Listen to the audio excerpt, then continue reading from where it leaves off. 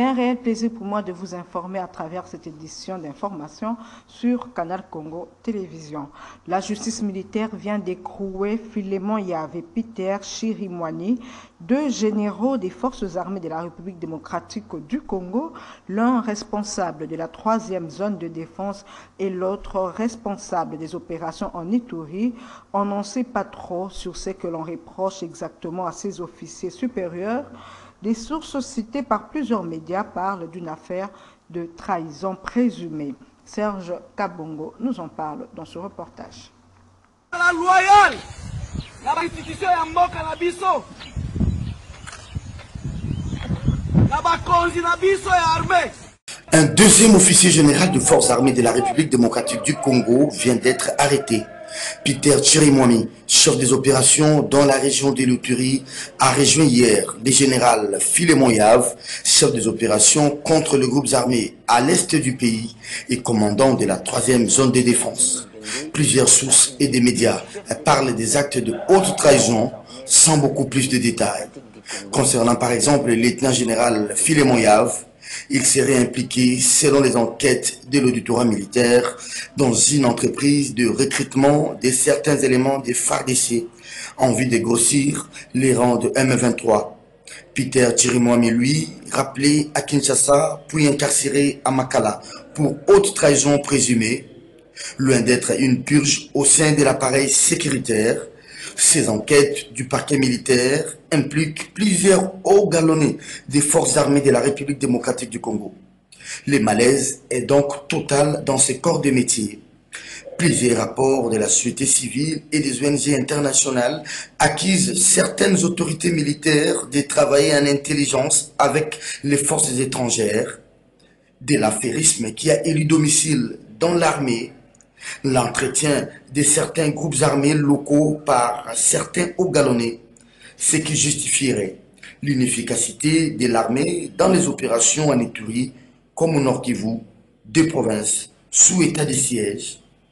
Une autre affaire qui ternit l'image de l'armée, c'est l'empoisonnement du général Ghislain Tshiboko par le colonel Augustin Kaombo. Deux situations qui sont révélatrices des graves dissensions entre les hommes en kaki. En séjour à New York, le ministre de la Santé, Dr Jean-Jacques Mbungani, a au cours d'un panel international de haut niveau sur la réponse contre le VIH-Sida, tenu le jeudi 22 septembre, présenté les efforts consentis par la RDC dans la lutte contre ce fléau, j'allais dire. C'était une occasion pour lui de marteler sur l'engagement du gouvernement congolais contre cette maladie qui fait partie des axes majeurs de la couverture santé universelle. Suivez.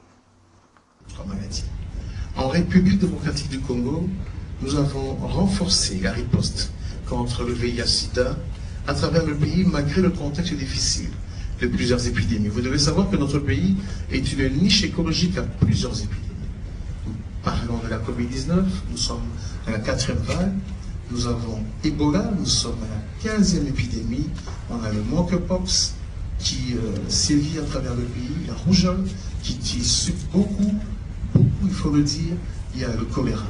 Malgré tout cela, le gouvernement a inscrit la lutte contre le sida parmi les priorités nationales.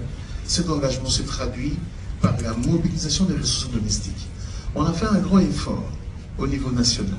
Le budget national est passé en un an de 10 milliards à un peu moins de 15 milliards pour la République démocratique du Congo, et la part allouée à la santé est passée de 10% à 14%. Donc il y a une détermination d'augmenter le budget par rapport au système de santé et aider efficacement les populations.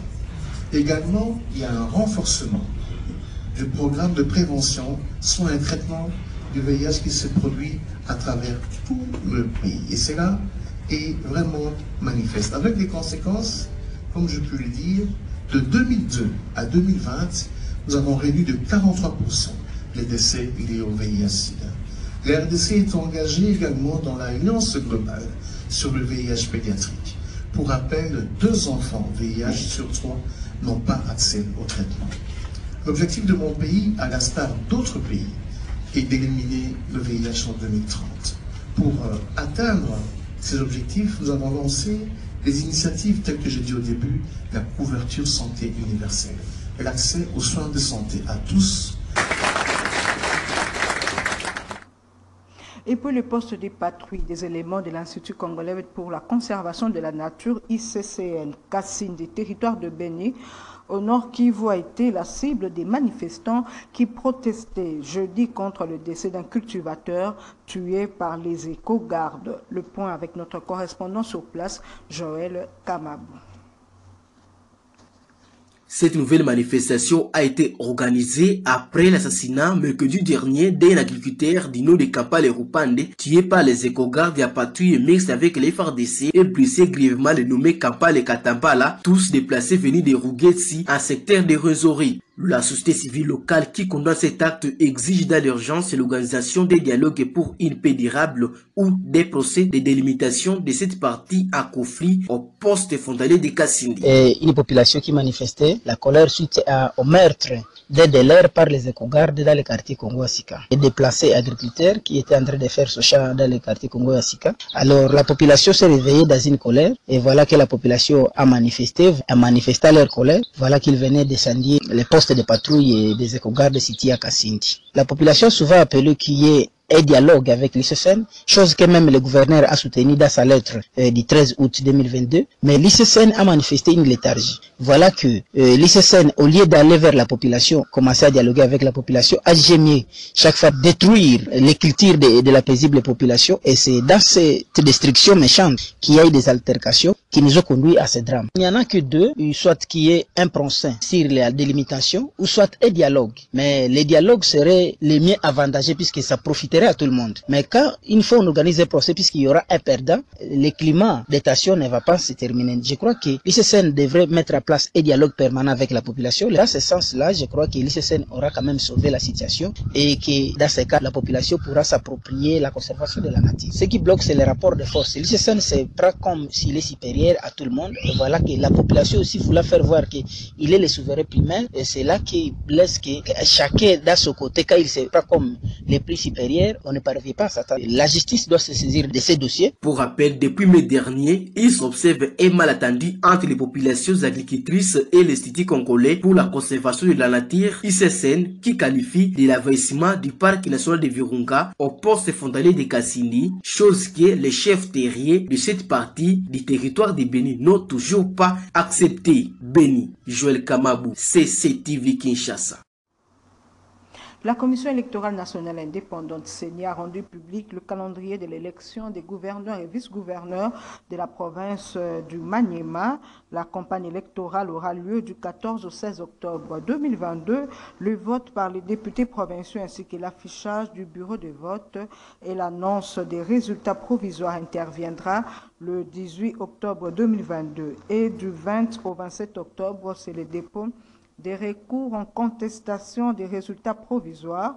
Du 28 octobre au 3 novembre, le traitement des contentieux et la publication des résultats définitifs par la Cour d'appel de Kindu, faisant office de cour administrative d'appel, aura lieu le 4 novembre 2022. Au quartier 3 Anjili, la police du district de la Tchangou a mis la main sur le chef des présumés bandits communément appelé Kuluna, surnommé Maréchal Sefou. Ce dernier est passé aux aveux en citant même ses coéquipiers. Reportage. Il est surnommé le Maréchal Sefou, très connu au quartier 3 dans la commune d'Indili, suite à ses nombreux forfaits. Maréchal Sefou est le chef de présumés bandits urbains communément appelés Kuluna, qui opère avec des machettes, extorque et menace les paisibles citoyens. Il a fallu une opération de la police pour mettre la main sur lui. Affaibli, il est passé aux aveux et a cité tous ses complices et coéquipiers.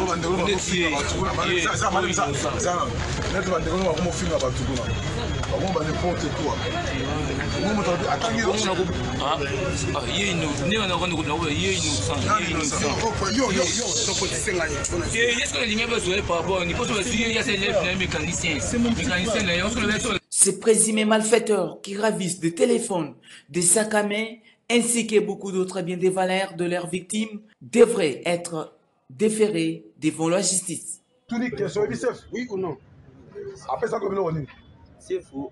Il a été mutué ni logo, mais mon cousin n'est mutué ni logo. Et là, on est ça qui est. Tu es là, on gère une scène. Après ça, qui on est. Boxer. Moto. Il a moto. Moto box. À côté, qui a moi. Ça m'adore. Pour l'air à mon ennemi. Autre chose, célébration ce vendredi 23 septembre de la Journée internationale des langues des signes, une occasion pour les sans-voix de s'exprimer en vue de faire valoir leur identité linguistique ainsi que les diversités culturelles à travers le monde. Reportage Abishag Ngoma. La Journée internationale des langues des signes est célébrée chaque année le 23 septembre afin de sensibiliser le public à l'importance de la langue des signes dans la pleine réalisation des droits fondamentaux de personnes sourdes et malentendantes. En effet, les langues des signes sont des langues naturelles à part entière, mais structurellement distinctes de langues parlées. Il existe également une langue des signes internationale qui est utilisée par les personnes sourdes lors des réunions internationales et de manière informelle lors de voyages et des rencontres. Elle est considérée comme une forme de langage des signes moins complexe que le langage des signes naturel et dont le lexique est limité. Notez que la proposition de la Journée internationale des langues des signes est venue de la Fédération mondiale des sourds, une fédération des 135 associations nationales de personnes sourdes, représentant environ 70 millions de personnes sourdes dans le monde. En société, les travaux de curage des caniveaux effectués par l'Office de voirie et drainage OVD le long de l'avenue des Îleries attirent plus l'insalubrité que la salubrité. En effet, les déchets tirés des caniveaux non évacués salissent l'environnement, chose que désavouent les passants et les vendeurs du marché Lufungula exposés aux maladies. Ces derniers appellent à l'évacuation de ces déchets et immondices. C'est un reportage signé par nos stagiaires de l'IFASIC, Jonathan Moulumba, Mehdi Mujinga et Isaac Lukonde. Le curage effectué par l'Office de voirie et drainage sur les caniveaux situés le long de l'avenue des Huileries n'a pas ramené la salubrité dans cette contrée, au contraire, a créé de l'insalubrité dans les 10 environnements, surtout aux alentours du marché Lufungula. En effet, les déchets autres immondices retirés de ces caniveaux et entreposés depuis quelques jours déjà à côté de ces derniers rendent ces lieux sales, couplés d'une odeur nauséabonde au point de déranger les passants, mais aussi les vendeurs du marché déjà exposés aux maladies. Ces derniers appellent à l'évacuation pure et simple de ces déchets qui, en dehors de causer les maladies aux personnes exposées, peuvent retourner dans les mêmes caniveaux pirés. Nous avons constaté qu'il y a toujours des immondices, sous prétexte qu'ils avaient enlevé, mais il s'avère qu'il y a toujours ces mêmes immondices qui se trouvent sur la chaussée et cela peut créer forcément beaucoup de maladies. Prenons par exemple la malaria qui dérange depuis de nombreuses années la population. Et je prie à ce que les dirigeants ou le gouvernement prennent en charge cette situation parce qu'elle est déplorable jusqu'à maintenant. L'OVD qui a effectué ces tirages doit finir ses travaux jusqu'au bout au risque d'annuler tout ce qui est fait avant. Page sportive à présent. La République démocratique du Congo prend part à Bologne en Italie à la Coupe du monde de sauvetage aquatique et de secourisme qu'organise la Fédération italienne de cette discipline.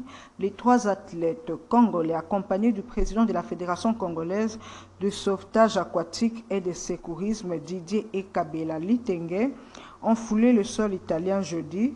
Reportage Gisèle Toko et Lola Kinyama. Accompagné du président de la Fédération congolaise de sauvetage aquatique et de secourisme Didier Kabela, les 3 athlètes congolais ont atterri à l'aéroport de Rome en Italie le jeudi 22 septembre 2022 en partance pour Bologne où se tient du 19 au 30 septembre 2022 le meeting mondial de sauvetage. C'est l'équipe nationale de sauvetage aquatique qui représente la RDC à la compétition mondiale de l'édition 2022. Nous avons les 3 athlètes, Pama Sokasuka, Yoka Manzanga et Adel Bonani, les officiels Didier Kabela et M. Falanga José Sibanda. Nous venons de recevoir nos accréditations pour confirmer que nous participons réellement à la compétition mondiale de sauvetage pour le compte de la RDC. Nous sommes très heureux de représenter notre pays, la RDC Congo, à la Coupe du monde de sauvetage sportif. Donc tout se passe très bien. Nous allons tout faire de notre mieux pour que la RDC gagne. Très bien préparés, ces athlètes congolais se disent déterminés à retourner au pays avec des médailles. Nous sommes à la Coupe du monde, na kati ya Italie, précisément la Mission. Tomilenge qui bien, au banda na mwanda ti lelo, to se préparer mais il faut défendre mboka na biso. To sabino sonité. Merci bande na biso pour encourager biso to kena biso. Et voilà, c'est par ici que nous bouclons complètement cette édition du journal sur Canal Congo Télévision. Merci de l'avoir suivi.